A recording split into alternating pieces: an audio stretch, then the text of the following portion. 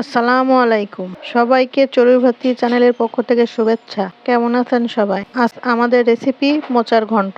এর জন্য প্রথমে কলার মোচা সুন্দরভাবে বেছে নেব এবং কুচিয়ে নেব।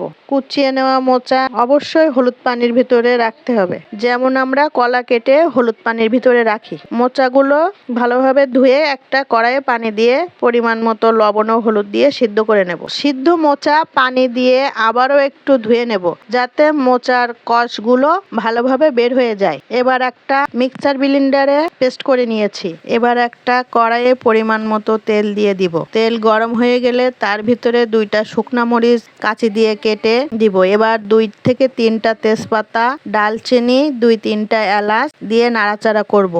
এবার দিয়ে দেব পেঁয়াজ ও কাঁচামরিচ। একটু লাল লাল হয়ে গেলে দিয়ে দেব রসুন বাটা, জিরা বাটা, আদা বাটা ও ধনিয়া বাটা। আবারও একটু ভালোভাবে নাড়াচাড়া করে নেব। এবার দিয়ে দেব লবণ ও হলুদ। আবারও একটু ভালোভাবে কষিয়ে চিংড়ি মাছ দিয়ে দেব মোচার পেস্ট। এবার মোচার পেস্টটি যখন ঘন হয়ে আসবে তখন চুলা বন্ধ করে দিব। আমাদের মোচার ঘন্ট রেডি।